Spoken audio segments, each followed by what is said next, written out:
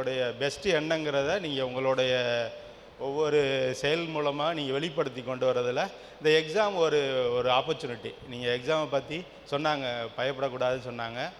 அந்த பயம் எந்த அளவுக்கு இருக்குது, நீங்கள் பயப்படுறீங்களா பயப்படலான்னு எப்படி தெரியும் உங்களுக்கு? எனக்கு எக்ஸாம் பற்றி பயமே இல்லை அப்படின்னா பிரச்சனை இல்லை. பயம் இருக்குது, அந்த பயம் எந்த அளவுக்கு இருக்குதுன்னு தெரியல. நான் பயப்படுறேன்னா பயப்படலைன்னானே எனக்கு தெரியல அப்படிங்கிறது எப்படி தெரியும் உங்களுக்கு? அப்படி யாருக்கும் சந்தேகம் இருந்துச்சுன்னா, நீங்கள் உங்களை படிக்க தூண்டுற மாதிரி இருந்துச்சுன்னா, பாசிட்டிவாக இன்னும் படிக்கணும், இன்னும் அதை படிக்கலையே அப்படின்னு சொல்லி ஒரு படிக்கணும்னு உங்களை ஒரு ஃபார்வர்டில் கொண்டு போகிற மாதிரி இருந்துச்சுன்னா, அது உண்மையிலே அது அந்த அந்த ஃபியர் வேணும். இல்லை நீங்கள் நார்மலாக படிக்கிற டயத்துலேயே நீங்கள் படிக்க வேண்டியதை படிக்க முடியல, சரியாக படிக்க சொன்னாங்க. இந்த கான்சன்ட்ரேஷன் பண்ணி படிக்கிறத சொன்னாங்க. இடையில ஒரு கேப்பு விட்டு இந்த மைண்ட் கேம் இப்போ விளாண்டிங்கல்ல, அது மாதிரி இடையில சின்ன சின்னதாக வேணும். அப்புறம் படிக்கிறதுக்கு பிரெயினுக்கு என்ன வேணும்னு பார்த்தீங்கன்னா, பிரெயின் நல்லா ஒர்க் ஆகணும்னா ஆக்சிஜன் நிறையா வேணும். ஆக்சிஜன் வேணும்னா வாட்டர் நிறையா குடிக்கணும். பாடி ஹீட் ஆகிடக்கூடாது. நல்லா வெளிச்சத்தில் உட்காந்து படிக்கணும். இயற்கையில் வெளியில் கொஞ்சம் நேரம் காற்று வாங்கலாம். அப்புறம் வாயில் விட்டு நல்லா சத்தமாக படிக்கலாம். மற்ற சின்ன பிள்ளைங்களுக்கு சொல்கிறேன். இல்லை சொன்னாங்க ஒரு தடவை எழுதி பார்க்குறது நல்லது, 1 or 2 times எழுதி பாருங்கள். நான் நிறையா தடவை எழுதி பார்த்துட்டேன், அப்போயும் ஞாபகம் இல்லை, புரியவும் இல்லை. படித்து பார்த்து என்னால் எழுத முடியலைன்னா கொஞ்சம் வித்தியாசமாக செஞ்சு பாருங்கள். வித்தியாசமாக செஞ்சு பாருங்கன்னா, நான் இந்த ரீசெண்டாக ஒரு சைக்காலஜி டாக்டர் சொன்னாங்க, ரைட் ஹேண்டில் நம்ம நார்மலாக எழுதுவோம், நீங்கள் லெஃப்ட் ஹேண்டில் சும்மா எழுதி பாருங்கள். சும்மா ஒரு பேப்பரில் ஒரு ட்ரையலுக்கு இந்த கொஸ்டின் இது இம்பார்ட்டன்ட் தெரியும், ஆனால் எனக்கு ஞாபகமே வர மாட்டேங்குது, சரியாக எனக்கு அதை கரெக்டாக ஃபுல்லாக எழுத முடியல. அப்படியே ஒரு ஈக்குவேஷன், ஒரு மேக்ஸு, ஒரு டயக்ராம் அப்படி ஏதாவது உங்களுக்கு வந்துச்சுன்னா அது தெரியுது, ஆனால் ஃபுல்லாக கம்ப்ளீட்டாக எனக்கு தெரியல அப்படின்னா சும்மா லெஃப்ட் ஹேண்டில் ஒரு ட்ரையலுக்கு சும்மா அப்படி எழுதி பாருங்கள். அந்த ஏஜ் ஆனவங்களுக்கு சொன்னாங்க, மறந்து போயிருதுங்கிறதுக்காக.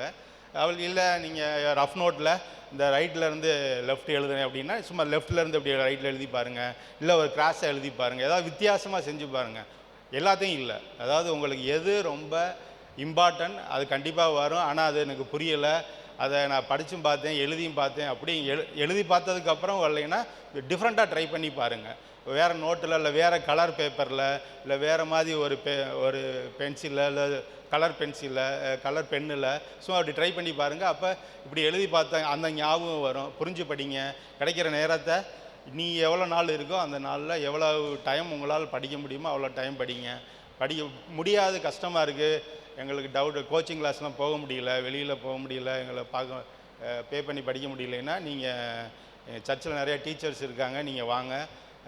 எவ்ரி சண்டே ப்ரேயர் முடிஞ்சதுக்கப்புறம் கூட டைம் இருக்குது, ஈவினிங் டைம் வாங்க.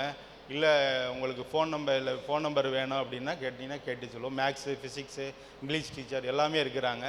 பாஸ்டர்கிட்ட வேணால் சொல்லுங்கள். அப்படி டீச்சர்ஸ் யாரும் தெரியல, நான் வெளியில் போய் பணம் செலவு பண்ணி படிக்க முடியல, உங்கள் சர்ச்சில் வர டீச்சர்ஸ் யாரும் ஹெல்ப் பண்ணுவாங்கன்னா சொல்லுங்கள். இங்கே முடிஞ்ச அளவு உங்களுக்கு நாங்கள் ஹெல்ப் பண்ணுவோம். உங்கள் எல்லாருக்கும் ப்ரேயர் பண்ணுவோம். இல்லை உங்களுக்கு உங்கள் சைடு நீங்கள் என்ன பண்ணணும், நல்லா படிக்கணும்.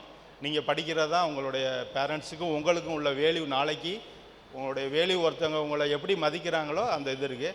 அதே மாதிரி எக்ஸாம் மார்க்கை மட்டும் இல்லை, பாஸ் சொன்னாங்களே மார்க்கை மட்டும் இல்லை, லோ மார்க் எடுத்தவங்க எது எடுத்தாலும் அவங்களுக்கும் வாழ்க்கை உண்டு. எல்லாத்துக்கும் ஒவ்வொன்று. இது ஒரு டூல் தான் இது. இந்த டூலை நீங்கள் நல்லா யூஸ் பண்ணிட்டீங்கன்னா இதனால் உங்களுக்கு யூஸ் ஆகும், ஃப்யூச்சரில் உங்களுக்கு யூஸ் ஆகும். இல்லை அப்படின்னா அதுக்கேற்ற மாதிரி நீங்கள் ஆண்டவரை மட்டும் நம்பி இருக்கணும். ஆண்டவரை நம்பி இருந்தால் படிப்பு மூலமாகவும் ஆண்டவர் ஹெல்ப் பண்ணுவார்.